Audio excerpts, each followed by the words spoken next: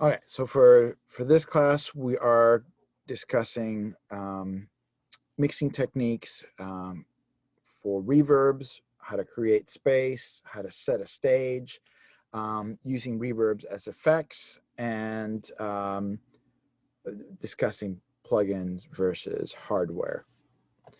So let's start by the first approach, which is reverb to create space and reverb to set a stage. Those are both kind of hand in hand. And let's start with this example. So this is a artist from Singapore.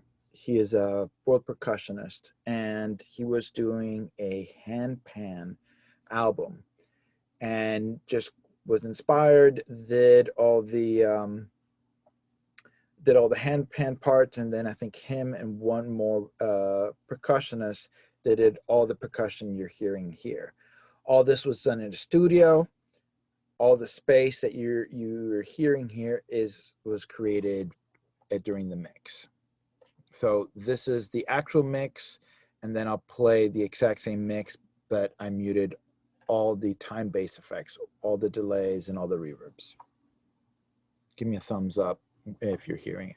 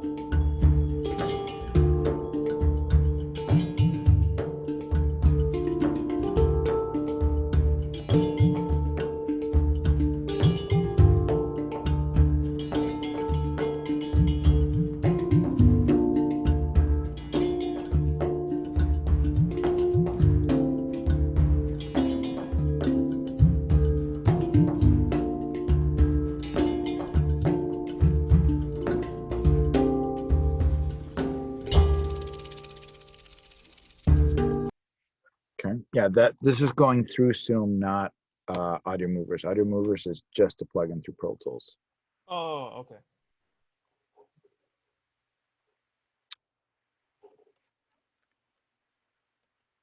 Why isn't this playing?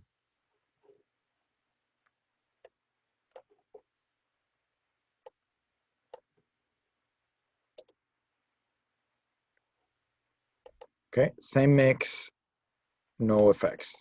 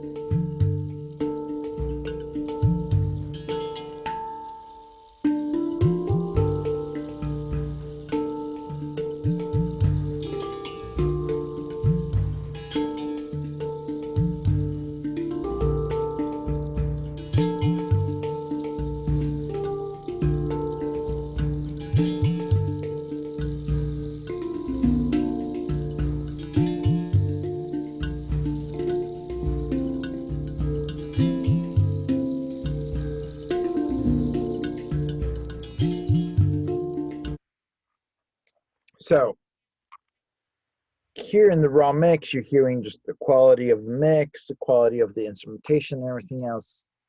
It still sounds good because um, it's a nice song, it's a nice performance,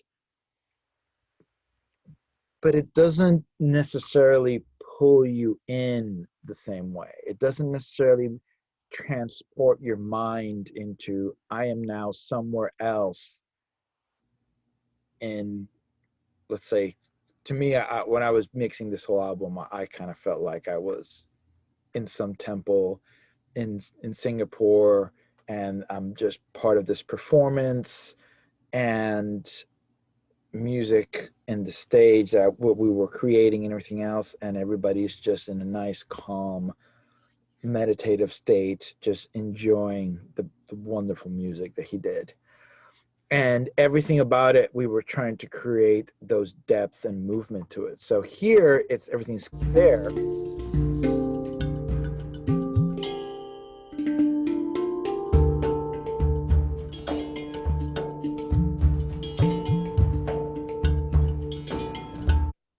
You go, we're here.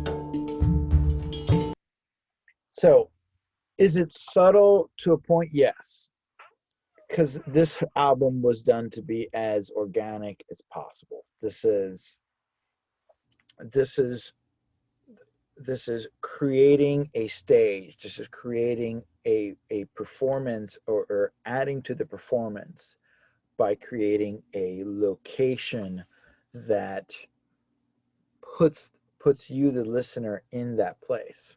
So a lot of time was taken to create a main reverb space for the hand drum, and then there we did a couple of other different reverb spaces that would work well and complement that main stage. Um, how I was taught to set up verbs is you want to, when you're recording in a studio, everything tends to be dry, surgical. So then you have to add reverb to give it that sensation of a little more life. There's a lot of benefit to reverb on instruments. Um, some of the things we've discussed with the extended decays and everything else, but we naturally are accustomed to listening to an instrument within a space. So when we present something dry, it doesn't have that same feel. So finding a space that gives us a reaction to that performance, that enhances that performance, that stimulates your mind into, like, yes, I can kind of feel where I am, is very critical. So you start by imagining the space. Like I was saying, we were imagining like I'm in some temple. It's open sides, but there is a stage there in front with a solid back and some concrete there. So the sound bounces off a little bit, but it doesn't just echo like a cathedral. It just bounces off that stage. Imagine if there being like a shell or a solid wall back, and then it goes out through the theater, and it's a little more open theater. Um, just just as you imagine that stage, you want to figure out the location of each instrument. Hand drum was the most important instrument. That's the main thing for this song. So that should be pretty much front and center. So the verb that you apply should give the impression that that instrument is more front and center. because if you stand in front of a stage and you're 10 feet from the front of stage, that singer on a band should sound not necessarily just louder, but should sound closer to you because there's less room interference. You're hearing the voice more directly. Versus the drum that's probably 15 or 20 feet behind, you're hearing some of the direct drum sound, but you're hearing also the drums bouncing off all the walls of the theater and the PA and then getting to you. Okay, so you have that sensation of it being a little more pushed back within the acoustic space. Those are cues that we use to determine location. You use those cues to set that stage. You have a singer front and center, you have the guitarist maybe 2 feet back behind the singer, but he's on stage left. You have the keyboard player with his 2 keyboards, again 2 feet behind the singer, but stage right. You have the bass player right behind the singer, probably 6 feet, maybe standing a little off to the side. And then you have the drummer up on the riser. He's 10 feet behind the singer, but he's really like 2 or 3 feet from the back wall. So you're hearing the drums hit you, but they're bouncing off that back wall almost at the same time. So you're hearing that interaction of the drum set within that acoustic space more than you're hearing everybody else. Once you've established that's the staging, that's how I want everybody to be placed on the stage, that's how it should sound to my ears, now you start creating a reverb space. You decide, is this a club? Is this a small theater? Is this a performance arts center? Am I in the Grand Canyon? What is the presentation I'm going to create? And then you start dialing those reverbs to fit that space that you're wanting to do. Again, and let me specify, this is you making a mix into a performance to a song or an album like this. This is very much more of an audiophile mentality for you to mix something organic, something acoustic, something where you're trying to recreate a real stage. If we're talking about a mainstream radio, rock tune, pop tune, hip hop tune, majority of things don't apply because reverb is used differently. Reverb is used more as an effect versus reverb to create a stage space and enjoy the music this way. So I just want to establish that difference. Not that you can't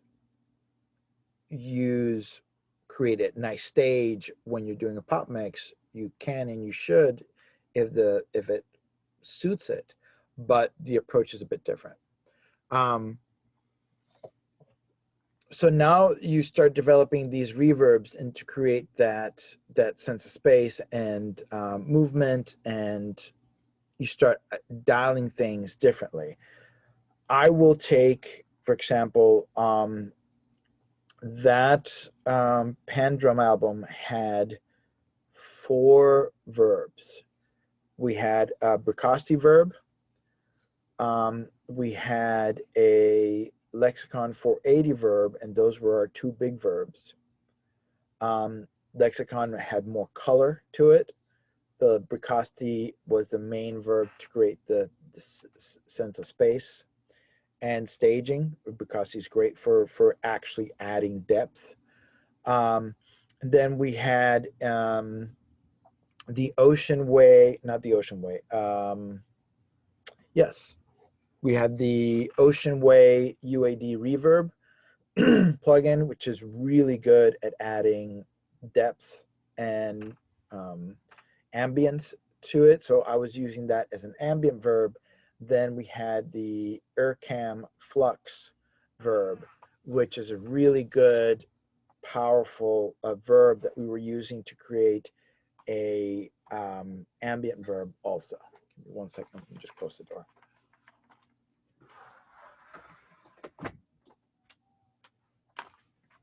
So we basically had 2 big verbs, 2 different ambient verbs.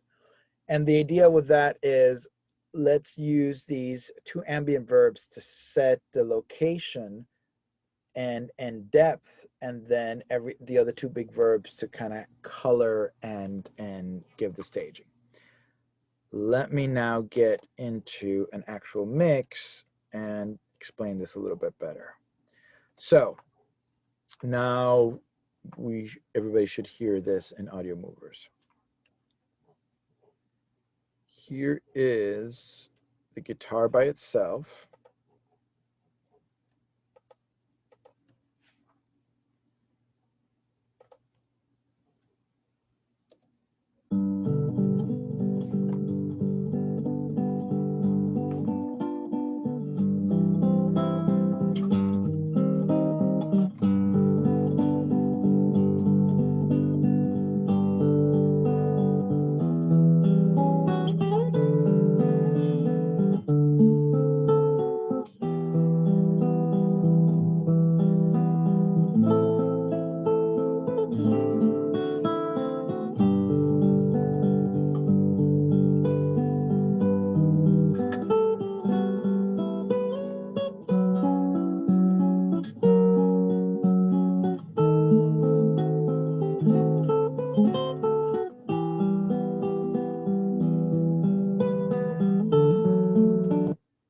Okay. Aaron, Nicely recorded. I'm getting What? double. I'm getting double. 1 through Zoom in and 1 through Audio Movers. 1 through Zoom, 1 through Audio Movers. Yeah, me as well. It was like layering the Very trippy. sounds. You shouldn't, because I'm going through Firewire. Then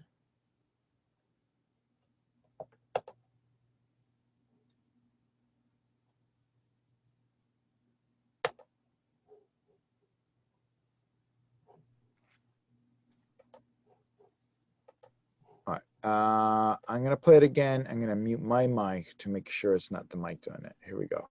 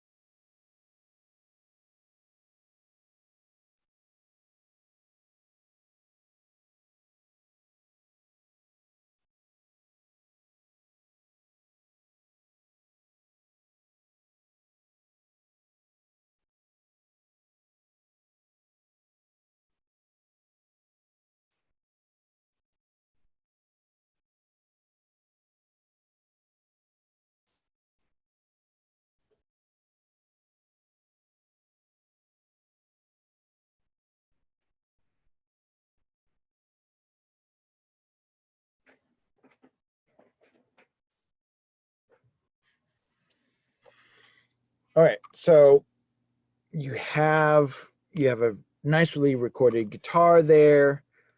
You can tell it's recorded in a studio. It's dry. You don't really hear any acoustic space. When I started mixing this album for him, this is a Christmas album, we were kind of discussing how this album's going to sound, how we're going to present it.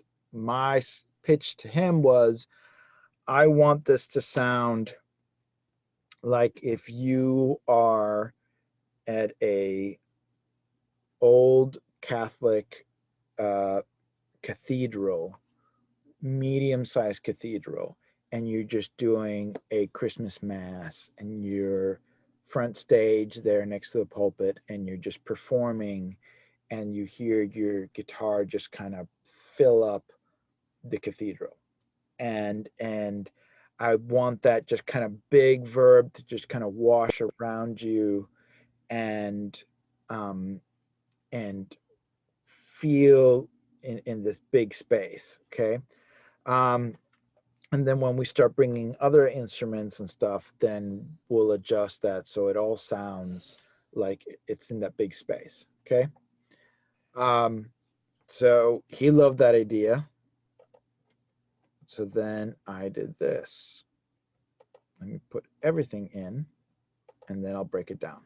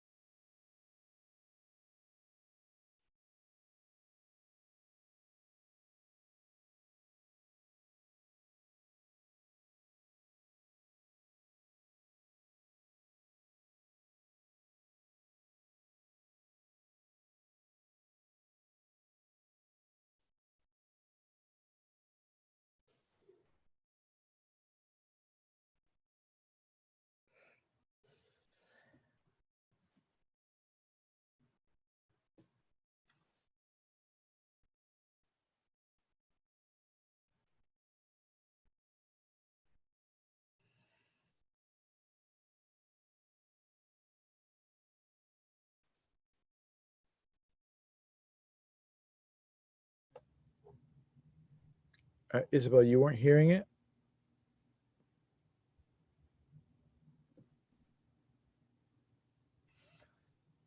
Sorry, I don't hear you right now, Isabel, either.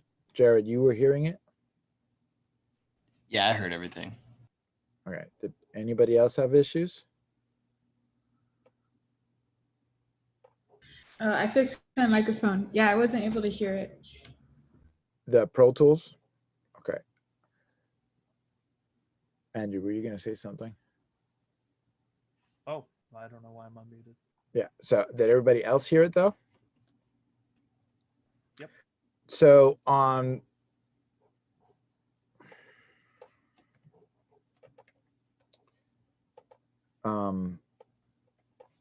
Isabel, you should see the meters moving like this on the website. Are you not hearing seeing that?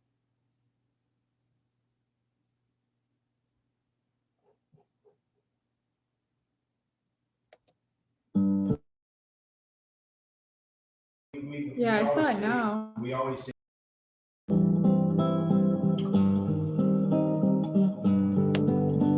You saw it now, but are you hearing it though? Yeah, I'm hearing I it just too want to now. be real. Who's saying that? Or is that coming from you? Yeah, sorry, I have someone else that was talking in the back. They're going outside. Okay, okay. All right, good. So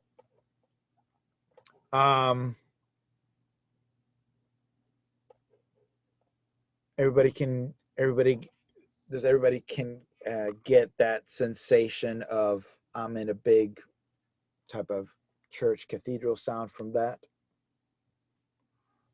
Good amount, yeah. I think. Yeah. Yeah. Yeah, definitely. So now the difference between you hear the dry and this, it's a whole other perception. The dry just sounds good, but the lack of space doesn't necessarily, it almost sounds a little too critical, a little too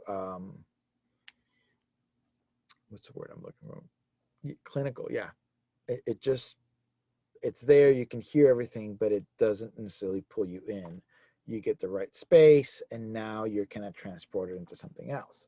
But now let's break down what I did. Have you guys taken has anybody gone through what all the reverb settings are on an actual reverb unit or plugin?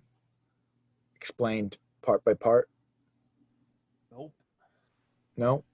Not I've gone that. through a little bit on the lexicon. I've gone through a little bit, but nothing really like too intense or in depth. You know, I've played with it on the Bricasti, but not every single setting. But now that's you guys figuring it out. Has you guys taken a class where somebody explains what every knob does? Nope. No. This would be that class, Okay. maybe. Maybe. So if you ask nicely, I'll do it. Um, let's do that then. Let me pull this over here. I heard something about for reverb. I heard you're supposed to do like I think like 60,000 times the tempo, and that's how you get the delay time. Is that correct, or how's that? Or is it That sort of that like is that? for you to get the the the delays to be to tempo, but that has nothing to do with reverb. Reverb is not a pulse, so there's no need for it to be to tempo. Um, that and with one stipulation, you definitely want to pick the length of verb that suits the tempo of the song. So you don't necessarily want to have an 8-second reverb on a song that's 200 beats per minute, because that's just going to be a wash. And at the same time, you don't want this song, that's such a slow tempo, to have 600 milliseconds to 1 second of reverb, because it's going to sound like a really small space. And there's going to be a lot of space in between each note that is just going to be kind of dead space. So it's going to be a different perception. And I'll take that even further. When symphonic orchestras are recording their songs at a studio, some will pick the size of the room and the quality of the acoustic space per song or per symphony or piece. So again, if they're playing a slower piece, they might want a venue that has a bigger verb sound, so it enhances it. But if they're playing a faster piece, they might record it in a different space so the verb works in the favor of that song. So even at a performance level, that is adjusted for. A front of house engineer, that's what he does. He adjusts the performance from stage to that house. So if we're still with this mentality of we're mixing with the vision of here's the stage I'm creating, you set it to a tempo that works. But what you're talking about is specifically, I'm going to do a tap tempo for delay. So then that delay is exactly at the quarter note, eighth note, whatever you're doing. Okay. Now, because I want a big space, I decided to have a decay time of 5.30 for 5 seconds, 5.3 seconds. Okay.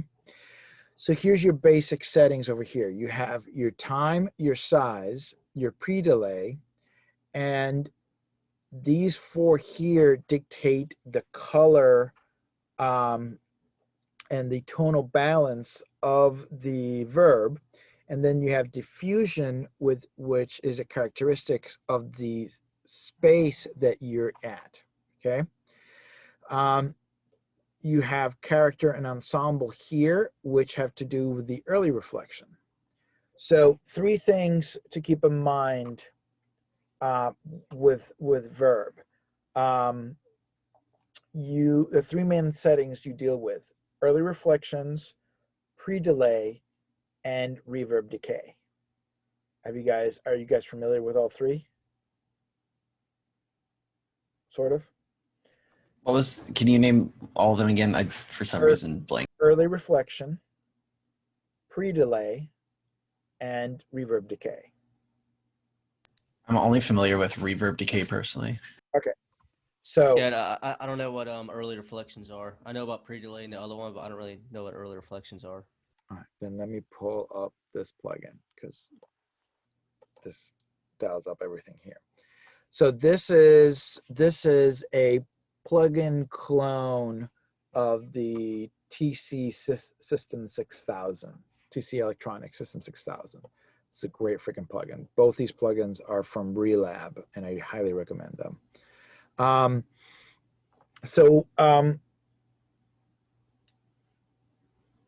Anytime that you're using a plug-in verb, they are basing the sound of that verb on the acoustic characteristics of that space.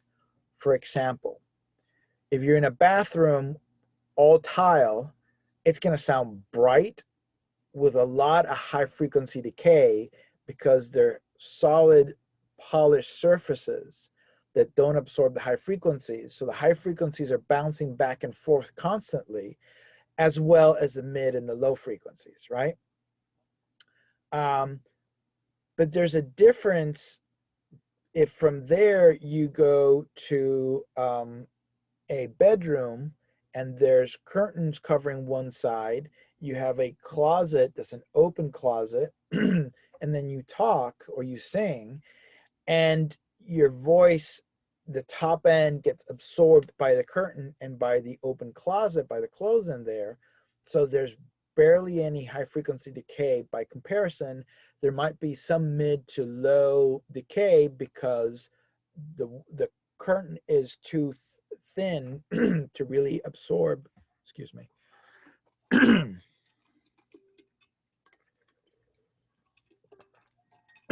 Sorry. The curtain is too thin to absorb any of the mid, lows, and low frequencies. The clothes might do something for mid, lows, and the lows, okay? But you have two walls with drywall that is bouncing off, okay? The tone characteristic change between one and the other can be defined as the early reflection. At least this is how I internalize it and explain it and make sense to me. Early reflections are the cues that your brain uses to determine the space that you're at. Wood sounds one way, tile sounds one way, carpet, sand, all these reflect sound back at your ears and tell you, I'm in a wood room, I'm in a tile room, I'm in a carpeted room. That is early reflection. So anytime you're on a plugin and the plugin says car, theater, bathroom, they are dialing up a early reflection that is suited to the tone of that name, of what they're going for. And then think of it as an impulse. Here's an impulse of a verb in a car. Then they use an algorithm to create decay based on the tone of the early reflection. So when you are when you start working and when you start dialing up a verb, the first thing you got to pick is, what's the characteristics of the space? Are you in a nice wood room? Are you in a movie theater that has drapes and carpentry on the side? Are you in a, cathedral?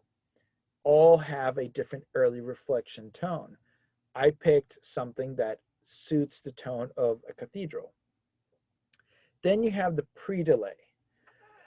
Pre-delay as sound bounces back to your ears, the first cue that you get, the first impulse that you get back is the cue that tells you, I'm in a cathedral. Here are the sonic characteristics of this acoustic space.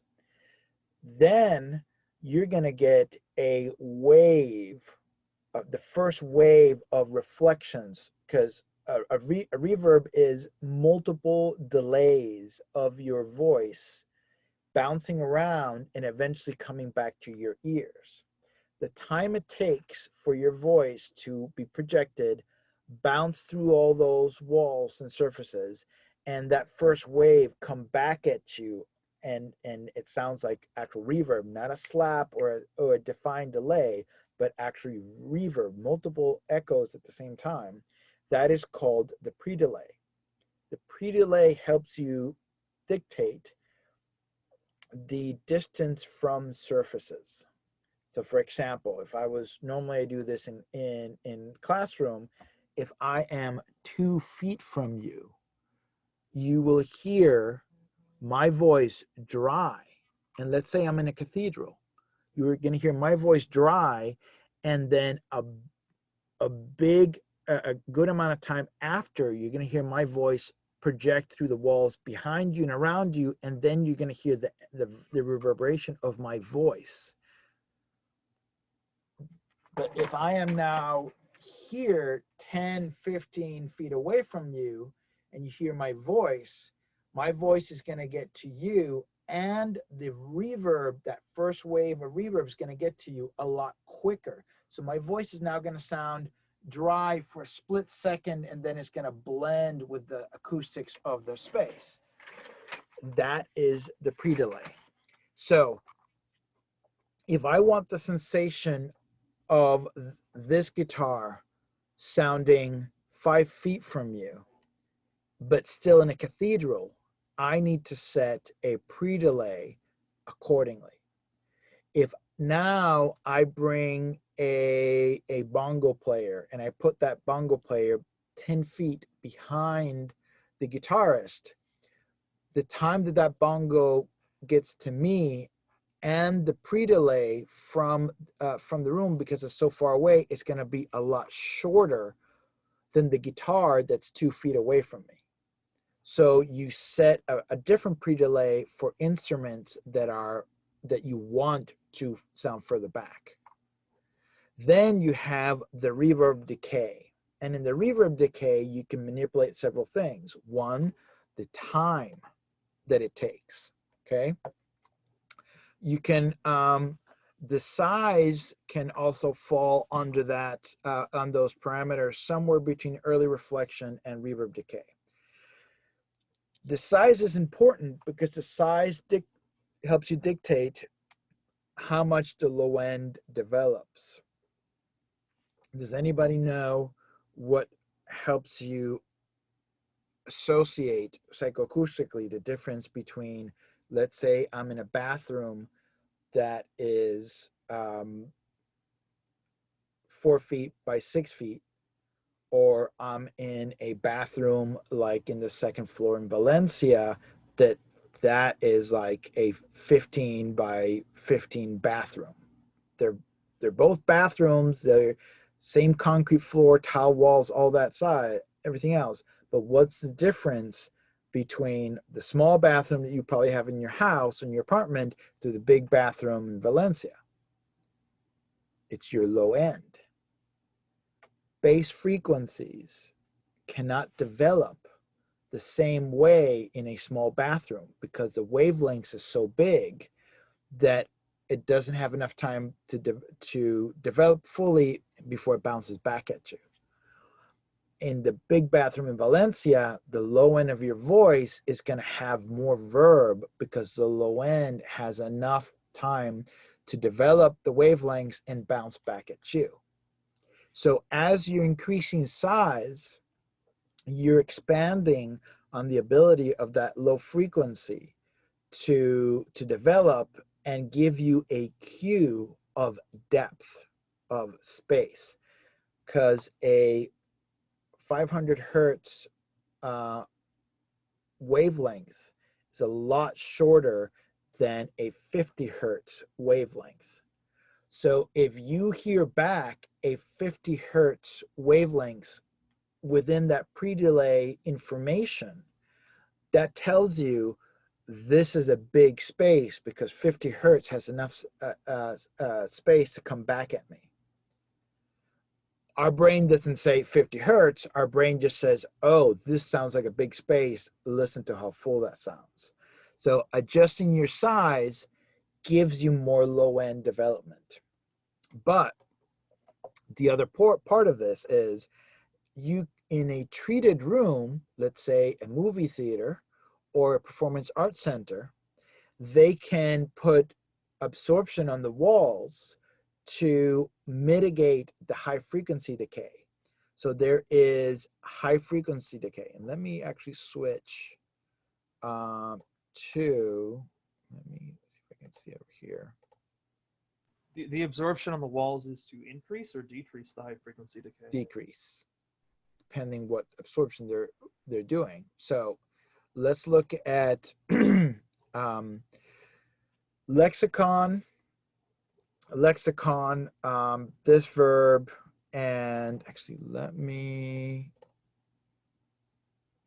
pull that other verb also. Let me just pull up the lexicon 480. Do I have it here already? Yes. Because the TC electronic gets a little more complicated. So let's start with something like this. Okay.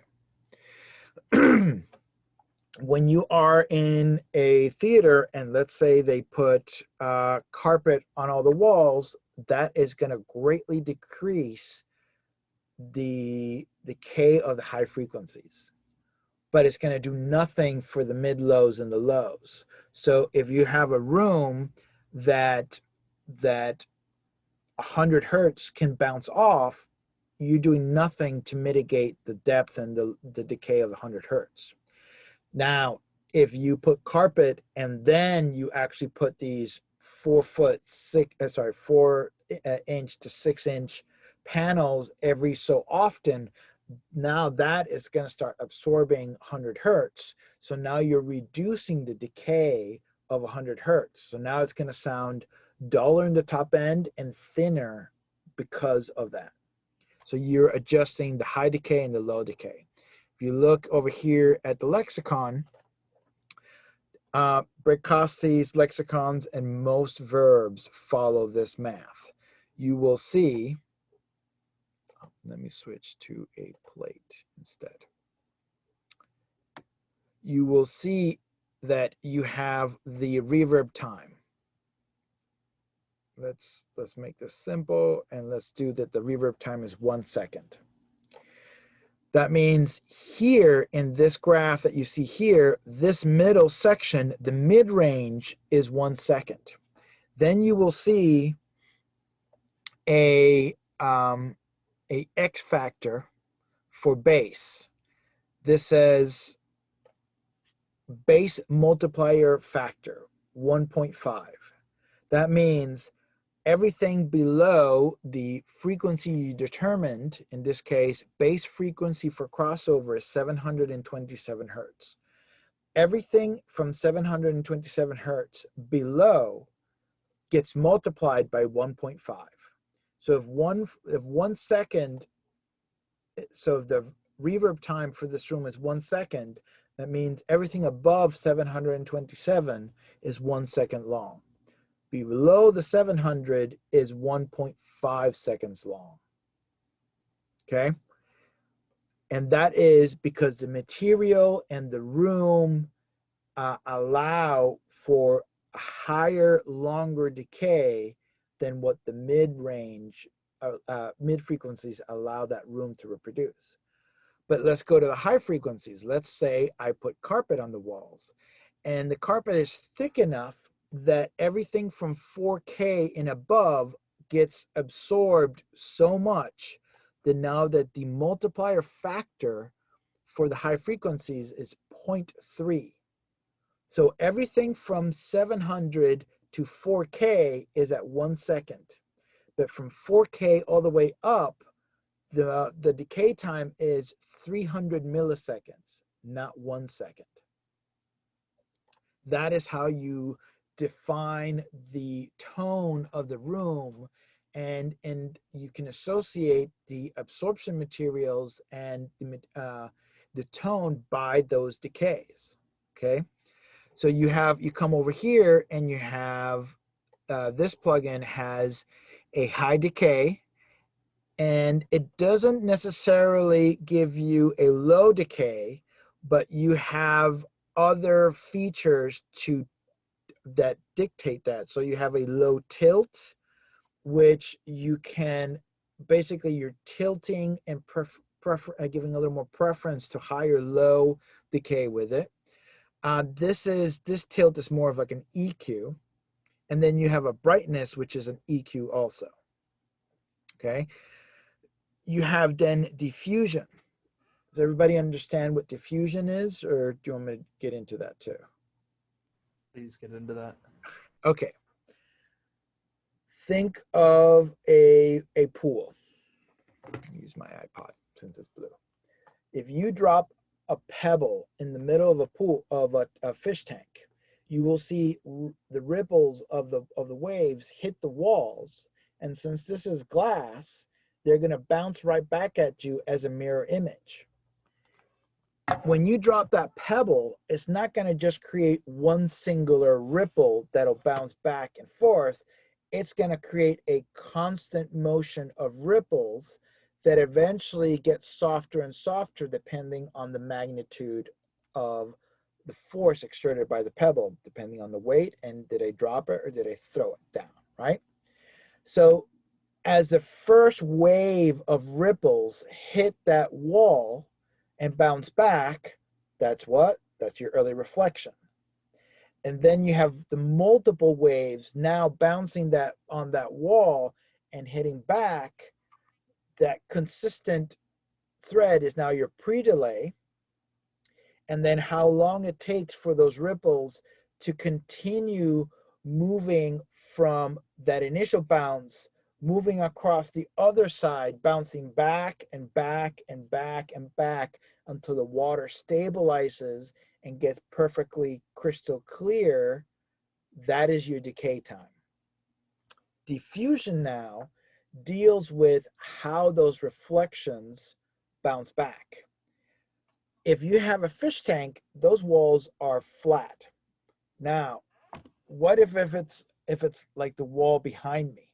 The wall behind me are like my fingers. You probably can't see that real. So you have something like this. So you have a different high points and low points in between my finger and in the tip of my fingers. So as the sound hits the tip of my fingers, let's say all the walls on the sides are like fingers, okay? Top to bottom fingers. As the sound hits the fingertips, it's going to reflect right away. But then some of that wave is going to fall in between my fingers, hit the between my fingers, and then bounce back at a later time. So that creates a time shift. That also creates a phase shift. That time shift and phase shift creates diffusion, because now instead of the sound bouncing back at you as a mirror image and those waves create peaks and cancel and create nulls as the mirror image of one wave hits the other ripples of that same sound, of that same ripple, that wave, then they create this disturbance where now, depending where you are in the room, you can hear too much of that wave or not enough of that wave, right? That cancellation to and fro of negative waves. The diffusion breaks that wave into smaller, less intense, and different timed delays. So let's say you have that wave coming this way, and you have 3 different versions, micro versions of it at 90 degree, 45 degree, and 15 degree off phase, because there's a timing difference. That big wave is going to pass, and those 3 little waves are going to slightly shift the tone and the response of that big wave in a very different way than if that wave is met with a mirror image of itself.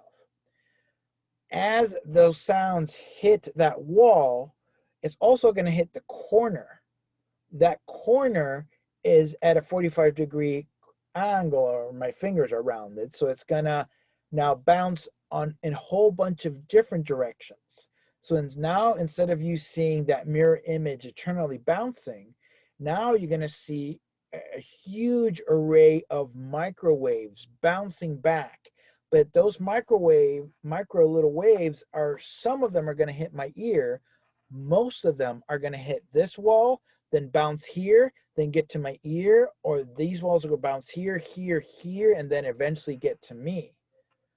So you can adjust the diffusion to extend the high frequency decay, the mid frequency decay, and even if you build something big enough, extend the low frequency decay.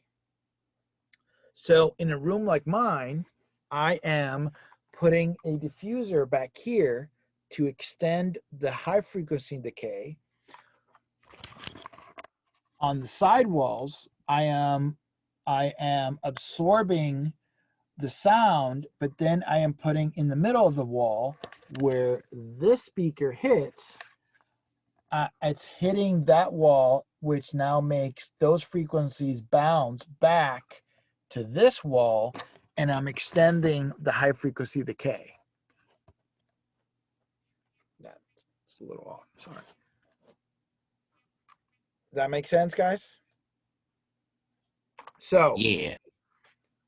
diffusion is a way for you to extend the high frequency reflections or the mid reflections of a room that will dictate how the room is treated. Normally, performance centers have higher diffusion. A cathedral will have columns, will have all this marble work on the walls, will have paintings, will have a whole bunch of different things on the walls that look really good, but they're creating diffusion on it. Okay, so I am setting a 5-second decay, a medium high room size. The pre-delay is 9 milliseconds. 1 millisecond, 1 foot is approximately 1 millisecond, more like 1.1 millisecond. Okay, so you can kind of adjust, and I'm saying anything that goes to this verb is going to be about 9 feet away from me. Okay, I'm not making this too bright as far as EQ, but I am adding a lot of high frequency decay because these cathedrals would normally be marble or concrete or something very reflective. So you're going to hear a lot of high frequency reflecting back, but I'm using a lot of diffusion also to give that wash of high frequency. Okay.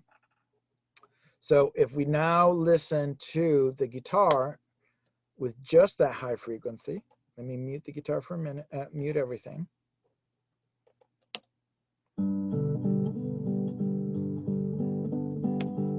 Now we add this verb.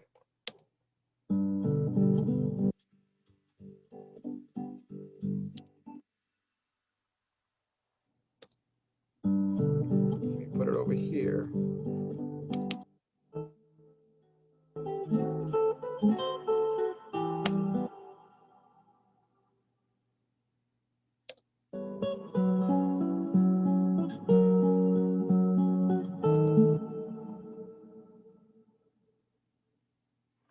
Okay. Let's switch to this verb. TC Electronics takes it much farther, where now you have on the main control, you have your early reflection initial settings, and you have your reverb settings. Same thing, decay time, size, high cut is their way of adjusting the filtration. So in Lexicon, that's the same thing.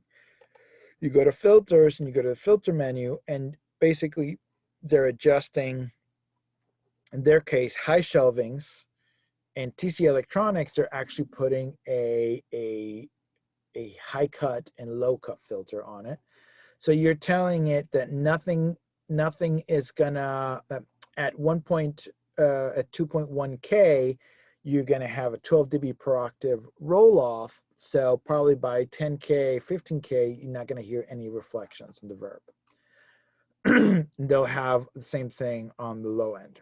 And you have a pre-delay. And then TC Electronic lets you adjust the volume of how loud you want the early reflection versus how loud you want the reverb. You go to early reflections, they have a color, how much high and low color do you want on that early reflection? And then here you have the choice of what is the early reflection. Does it sound like a jazz club, concert hall, church, a cinema, an oval room?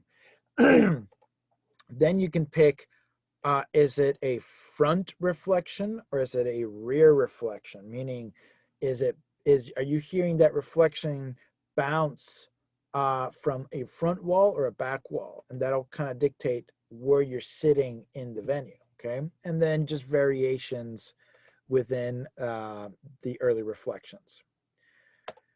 Reverb, just like I explained that there's a high and a low multiplier, they take this a bit longer. You have a high, high mid, and low multiplier. So you can really sculpt this. And then you have a high cut, and they don't necessarily have a low cut, they have a low damper. Because normally in a real space, there's really nothing that cuts off the low end. If you're reproducing 30 hertz from a bass guitar or a kick, there's nothing cutting it or impeding it from happening, because that wave is so big. So you just can dampen it, but not cut it, okay? If you go to the lexicon, then you have a couple other things that you can do here. So now let's listen to the guitar with this verb, and you have a 0.24 reverb time with a size of 12.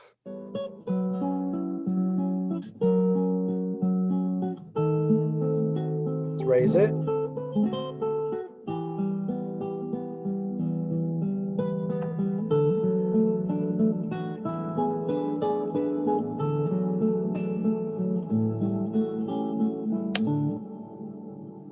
I think we were getting the zoom also.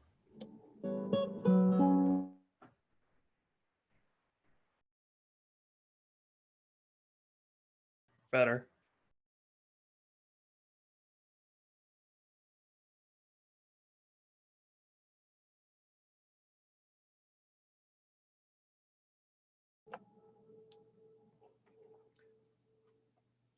It's about, if you're not hearing it, I think you're not getting the audio from Audio Movers, and you're only getting it from Zoom for some reason. Or did you hear it neither time?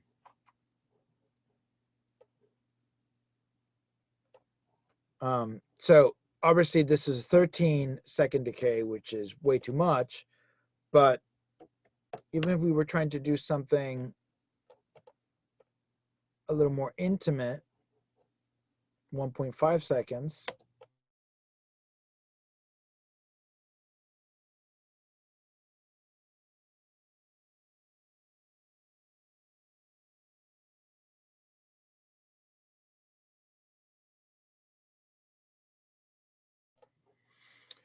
So that has a certain characteristic to it.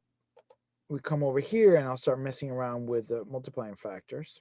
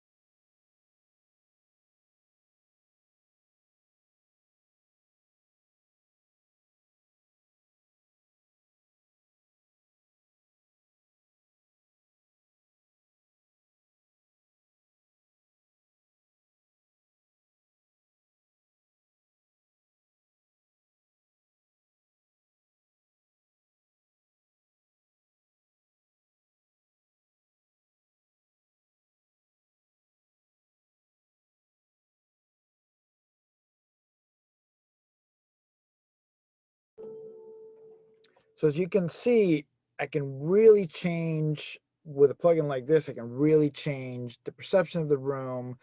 You can hear more wash on the top end. You can hear more wash on the low end when I'm doing it. And you can sculpt it so that you can extend the decay of the low end if you need more, but you can leave the mid-range low, so the attack of the nails and the plucking of the strings doesn't get too washed, and you lose too much detail. And then you add some high frequency decay to you, so you extend that sheen. We do the opposite.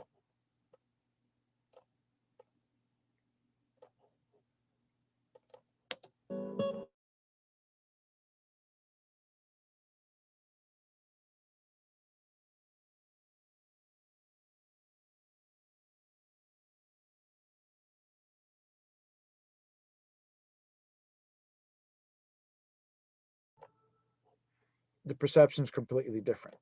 Okay.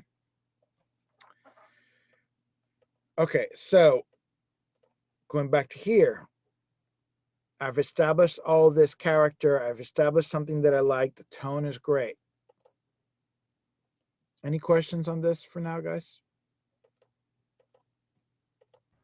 Solid right now. All right, good. So I thought this was, I got the tone, everything's really nice. Now I decide I'm missing something within the perception of this reverb space. If this was a typical European cathedral, it would be like a long hall, and at some point the guitar would hit the back wall and I would hear it bounce back at me like a slapback verb. Um, and this goes back to Joseph's point of you can time the delay if you want to. I tend to like using triplet delays because triplet delay will not fall exactly on time if you like you do eighth or quarter note delays. It'll just it'll be slightly offset and tends to fall at right before the phrase ends. You hear another wave of that verb start instead of if you do an eighth note or quarter note or maybe a 16 note delay, that reverb delay might fall exactly on another note and then start mucking things up a little bit, or even causing some weird harmonic issues because of it. Okay. So depending if I want something pulsed and I want to hear it and feel it, I'll use something on time, on beat. If I want it as something I can sort of control and as a slapback that you feel, not necessarily it's on time, I might use something like a triplet delay, or I might just adjust the delay time until it feels right to suit the sensation of depth, because that delay that I'm adding, it's basically a secondary pre-delay, because now I'm establishing that back wall is so much farther than the side walls and everything else around me that it took longer for that guitar to bounce back and hit my head again. But that also increases the length and increases the depth of the space. So now basically 5 seconds is already a long decay. You're going to hear when I add the delay, it's now going to really expand on that. And what's happening is I'm sending that guitar to Echo Boy. You can't see the numbers here. There's a glitch on the new version of Logic of Sound Toys that the numbers don't pop up, but this is basically a triplet delay set to the tempo of the song with a little bit of feedback. And I am cutting back, filtering out the high frequencies on it. And that delay is then sent to this verb again. And let's listen to it with and without. Without.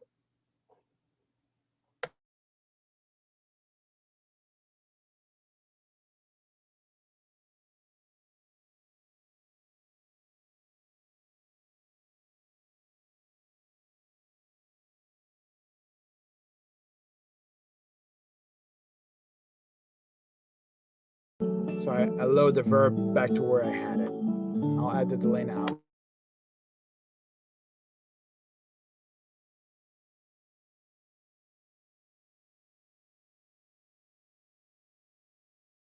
With delay. Aaron, what? Oh, go ahead.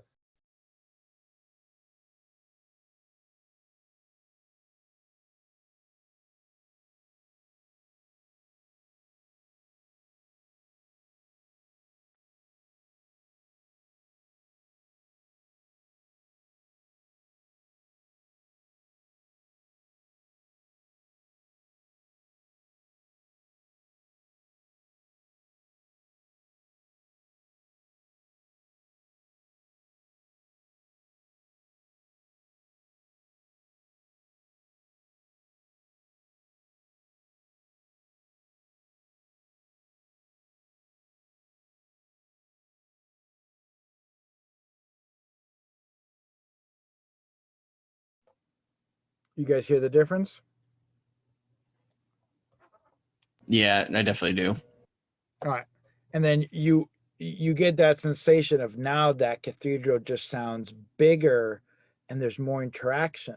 But because I am controlling that secondary wave with a delay, it's not adding to the wash that a reverb can normally add to an instrument, because I can now increase the size of this reverb to get the same length, but that's not going to give you the same sensation. That's not going to give you the same effect, because psychoacoustically, it's a different sensation of you hearing that slapback than it is you just hearing a bigger space. And then by adding more verb, which I can add more verb by making it, giving it more send or extending the size, it's again, it's going to wash out a little bit more, and then from note to note, it's going to interfere a little bit more. By me adding the delay, I can now control how much of that slapback I get, and because I'm manipulating the guitar tonally here and then sending it to the verb, I can have a different characteristics. For example, I filtered out as much high end as this plugin allows me to me. So that means that by the time the guitar gets to that back wall, that back wall maybe has some drapery that is absorbing that high frequency. So only thing that's bouncing back is the mids and the lows. So I'm adjusting the tone, and I'm doing that so then some of these nail details and strong high frequencies that he produces with his performance doesn't get too detailed in that slapback. Okay. Then I take that a little bit further. Between after the delay, I have a pitch shifter. I am creating a pitch modulation to it. Why? As sound hits, let's say, a column on this side, the sound is having to travel differently around that column. Those changes in time and space can affect the harmonics. If suddenly that sound is bouncing off a wall and there's an AC vent, that AC vent is going to lower the temperature of the particles there, which is going to slow down the particles. That's going to create some other shifts. Those shifts with all these different surfaces create some sort of pitch variation. So then the more imperfection you're adding to that delay, to that reverb, the more natural, the more wash, the more separation you're going to get from the real instrument and the verb. And let me just add, bypass the pitch modulation.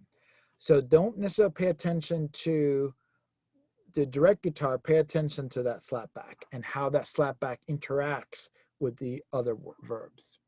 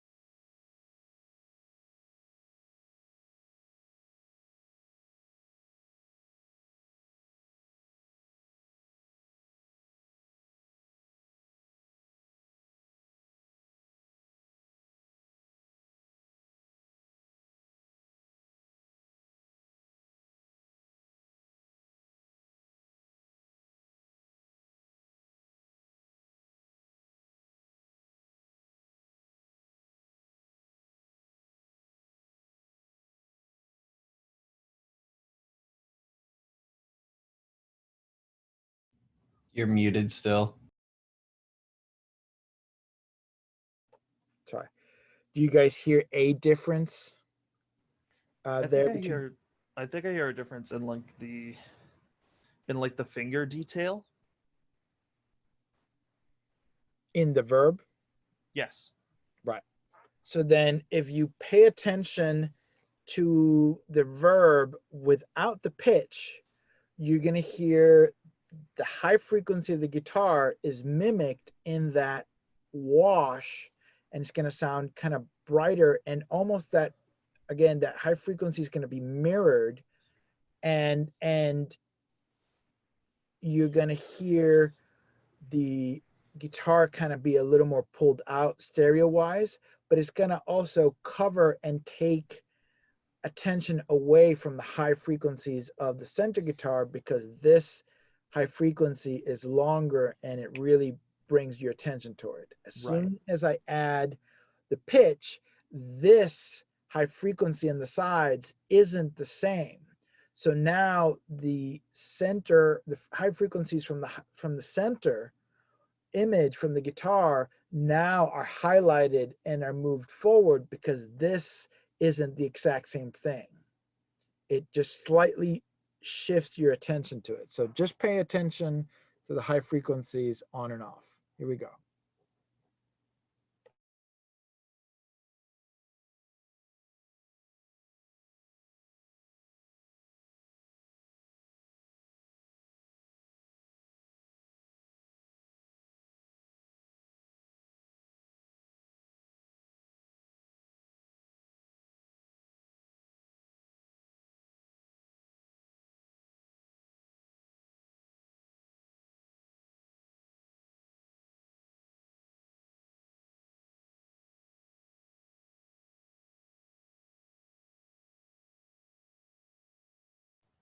Okay. Wow. I really heard it there.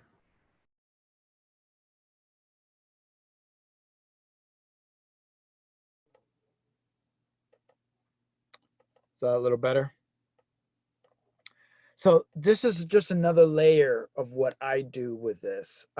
Really good algorithms like what Bricasta uses and what Lexicon uses have modulation features in it because of that. If you, it changes the depth, it changes the perception of what you're hearing. Okay, so all this adds to that sensation of life. So that again, you go here, listen to the guitar by itself.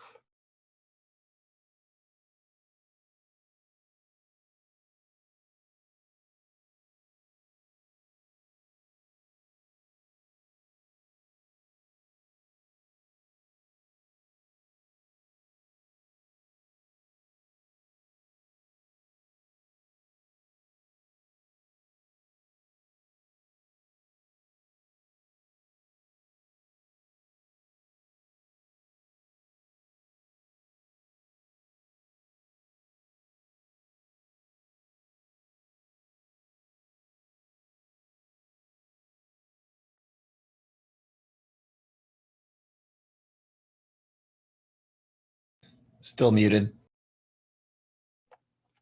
Sorry. Okay, now Had us going there. It's like, oh, we're done. let's, with whatever time we have left, let's switch over to the song we've been working on this semester, and let's address verbs more on the effect side.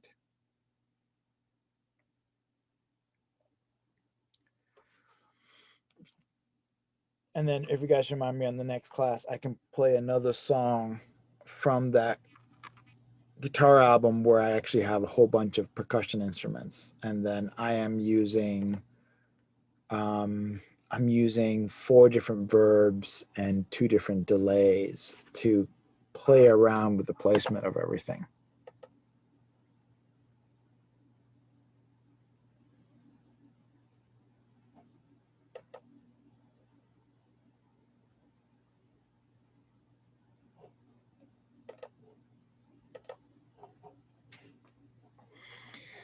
Okay.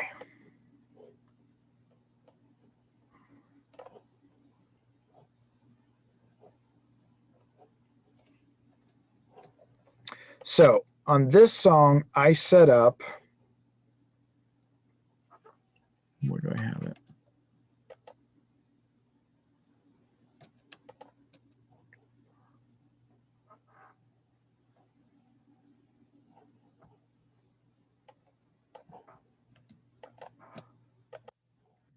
Second.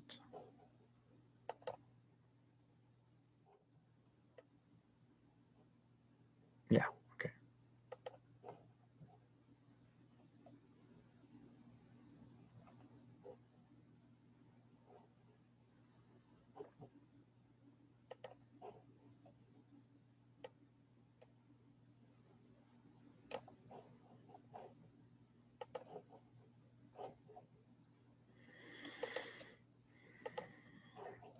Okay. So on a song like this, I would normally set up a ambient verb, let me label that. I'll set up a long verb, and then sometimes I'll set up also a vocal verb. That vocal verb might be very similar to the long verb, just different pre-delays, different settings for placement wise within the stage. That long verb could just be a different characteristics that I want for the rest of the instruments separate from the box verb, because that box verb might be more on the effect side, where I'm really adding a verb for tone and character, not necessarily worrying about, oh, I'm trying to place it in this really cool ambience, okay?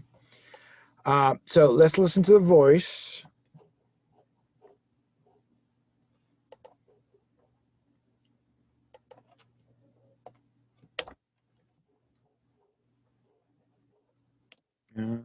Hold on. I need to, let me ditch this.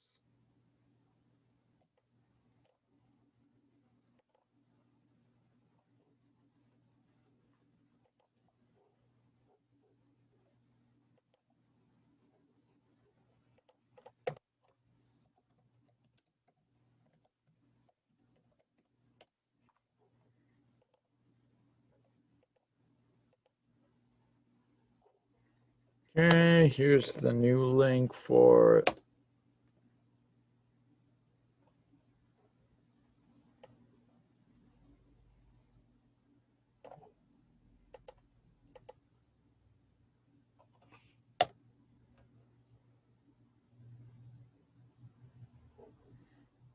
okay. Let me know when everybody's logged into that one.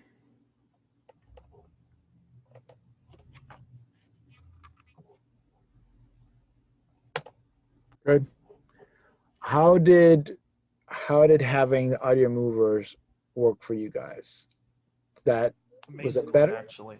Huh? Really good. Is that easier for you guys to hear the quality and the difference? Yes. Yes.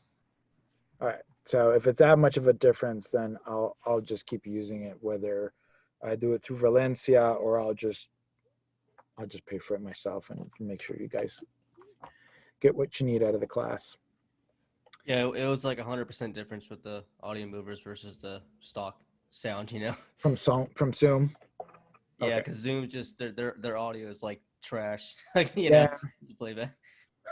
And this is still just having it on MP3 on MP4. I mean, AAC 256 is what iTunes uses, so I'm giving you a little bit above that, and then but you still have 16-bit, 24-bit, 32-bit PCM, so you can do wave on it, which is just amazing how they figured that out. Okay, so let's listen to this. Am I on?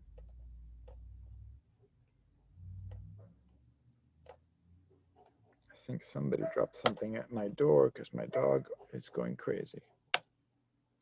I'm almost curious as if too, since we're using the audio movers, is if it would make it easier for us to hear the things that like were kind of difficult to hear in the previous weeks, with like the differences between the compression and stuff on the instruments that we were focusing on.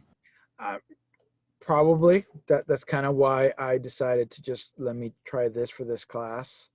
You want to do a quick little comparison? Let me just play this, take this off, leave the vocal. It's all in my head. It follows like a shadow dying in the evening sun. Lay it to rest. Okay, I'm gonna just bypass all the EQs on the drums, the bass, and the rhythm guitars. And actually, let me just do it on the vocal also while we're at it. And just so you're aware, it was doing that looping audio thing again. I don't know Yeah. if that's. That's because I don't know why I'm not sending. Let me unshare the computer sound.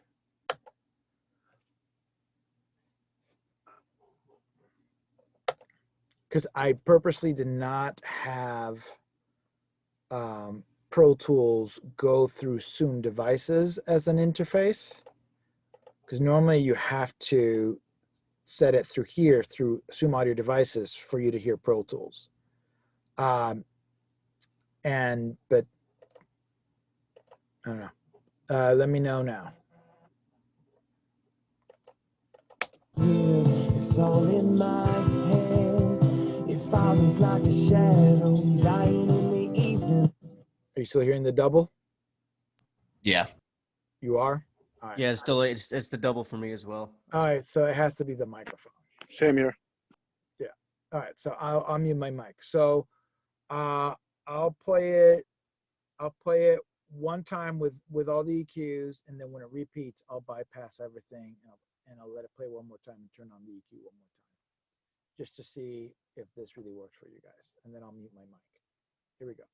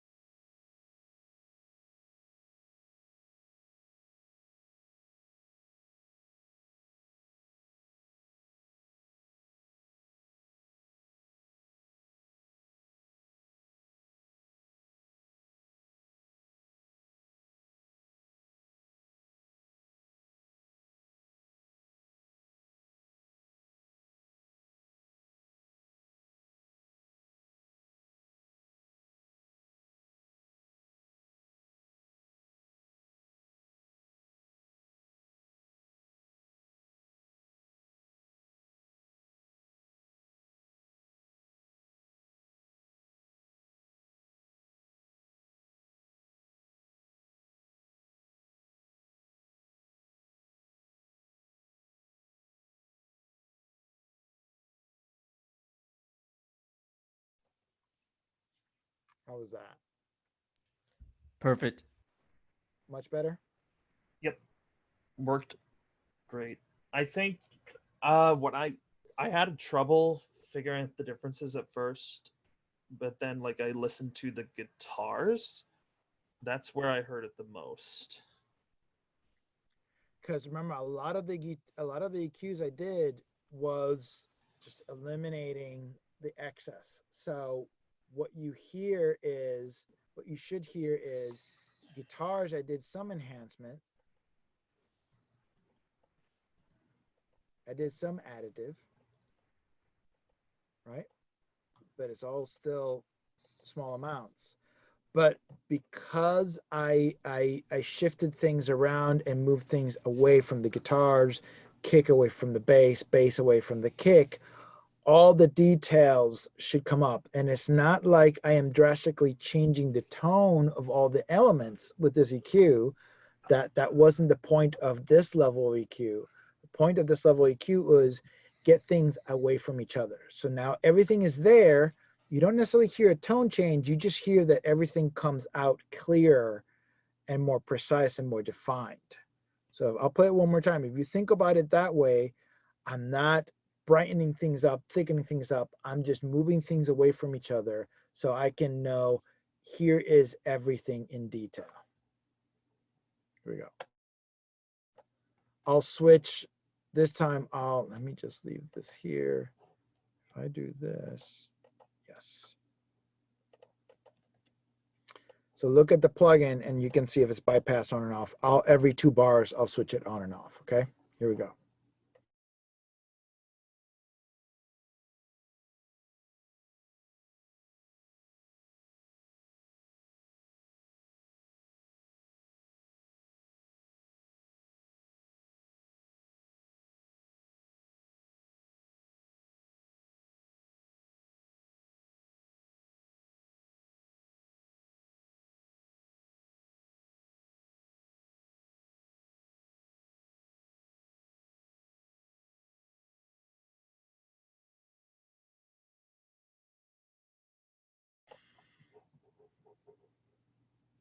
So glad that works. I And then noticed that again, with oh, go ahead. go ahead. I definitely heard that on like a lot of the reverbs got tightened up after that when the EQ went back in. Like a lot of the verbs, especially like in the guitars, in some of the other ones too. You know, when you turned it when you bypass the EQs, it really felt like, oh wow, the reverbs are spreading. It's kind of like muddling the sound a bit. Yeah. Good. And again, I'll do that as a first round of EQing, then I'll add whatever tone, shaping, saturation thing I want, and then I'll add some compression to control the dynamics how I need it to be, and a little more tone shaping with it. And then later I might just do EQs, additive EQs for more severe tone change in groups and stems, like drums in general, all the guitars, and then deal with it like in buses or groups. So now voice.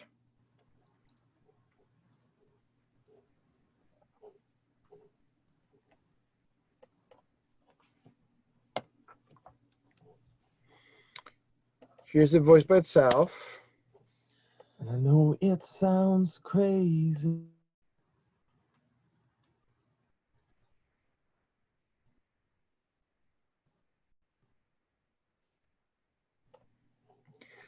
So I am going to add, let's start with a ambient verb.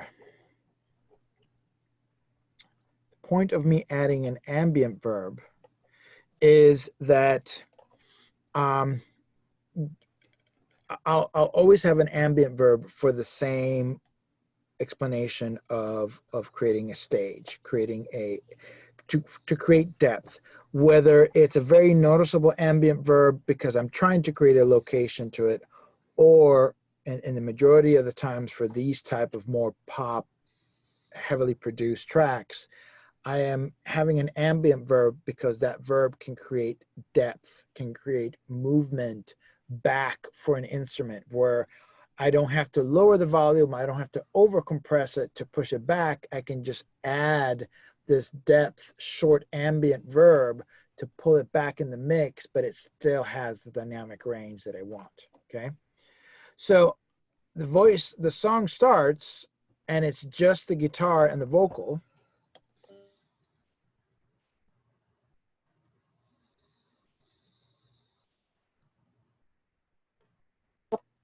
So there's not much happening. I like the voice forward, but I want to just add a little bit of ambience around it to just kind of not necessarily move it back, but just kind of give it a little bit of location. Also, since he's talking almost, the mid-range lingers more than the airiness and the fullness, the thicker part of his voice. I kind of want to add a reverb that gives a little more decay on that top and bottom, so it just gives a fuller effect. So let's turn this on and off.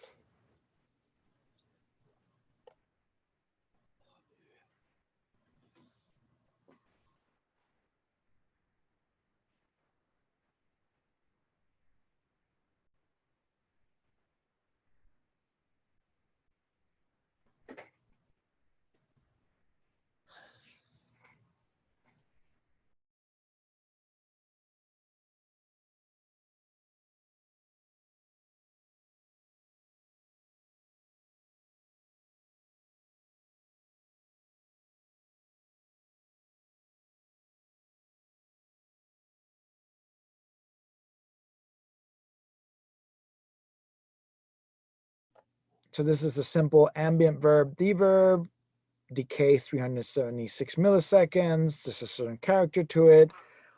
This works. Deverb's not the best reverb, obviously, but it works for what it is. But let's dial up something a little more significant that I can have a little more control. So you have real verb, which is from UID.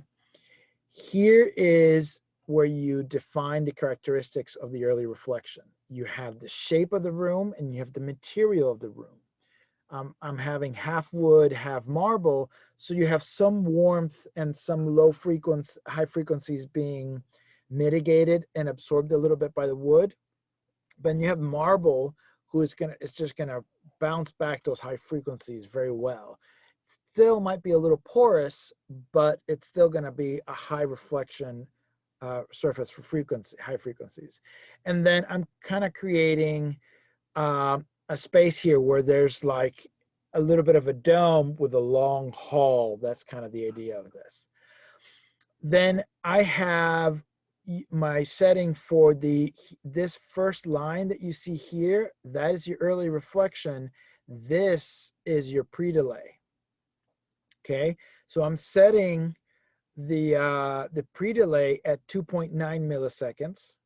And then this is the shape of the decay for the verb, and the decay is 0.680 milliseconds. 500 to 600 milliseconds is the normal decay you would want in a good medium to large sounding tracking room for a studio, okay? Because there's enough to impose some sort of tone, but not enough that it just gets in the way of the performance, okay? So I'm just creating something a little more subtle, but with enough tone. But I am adding an EQ where I am dipping by 2 decibels in between 4K and 600 hertz. So remember, I'm saying I want to enhance the top end and the body of his voice. So I'm dipping that mid-range where his syllables are, the intelligibility of the voice of the words. I don't want to add verb to that. I want to add verb up here and down here. So listen to the difference.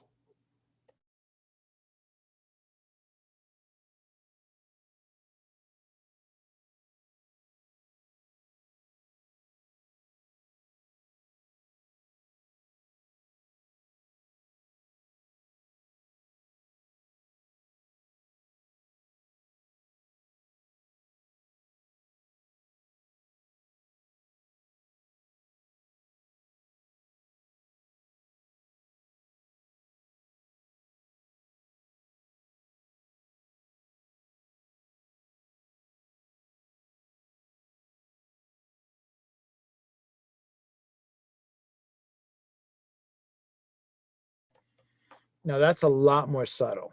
Shane, did it just stop working completely for you? Try refreshing the page just to see. Yeah, no, I got it back. Thank you. Yeah. So let me crank this up so you can hear the characteristic, and then I'll put it back where I had it.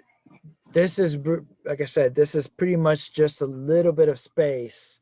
I don't want it obvious. I don't want it like the D verb, but it was obvious. I just want to almost sound like he's in front of you and you just hear a little room around him. Cranking it.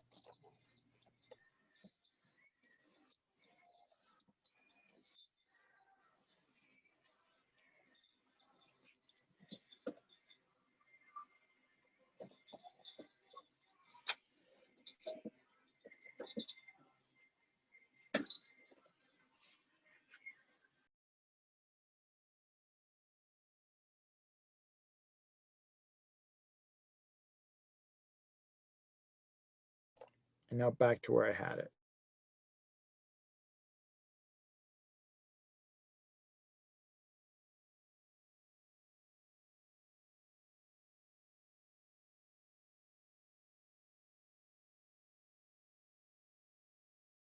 And now that verb is just, again, just kind of helping me to establish a little bit of space. It doesn't sound too dry, and helping me with the tone. And because you have other guitars there, I want to give it some decay, so it has a little bit of fighting chance of pushing out. I can compress this more to extend it, but then that'll kind of take some of the life away from it, okay? Now let me add a longer verb. Go over here. So this, I dialed up a slap verb. And in this slap verb, kind of the same idea as I did on the other recording for the church. I want to create a verb, but this has a lot of character to it. So it's going to be very noticeable when it's there. And it's just going to add extension to it. But if you look, these are the tones. It's a dome. I have sand and hardwood. I am the EQ. I am rolling off. I'm putting a high shelving at 7K, 6 decibels down. So I want to mitigate how much of the high frequency S's it bounces back. It's not going to be dull, but it's just not going to be too much.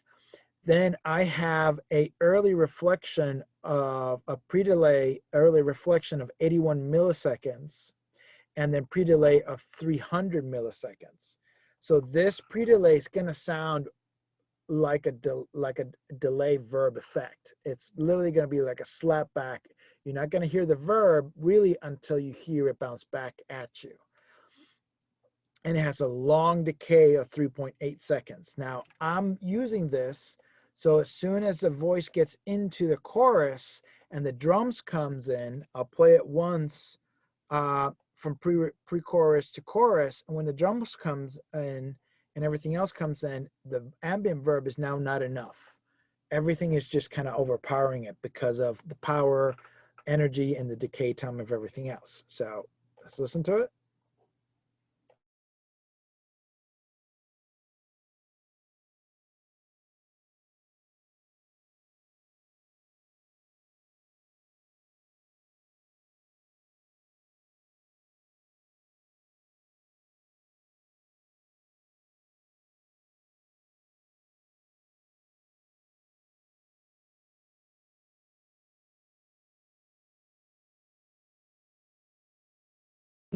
Here we go.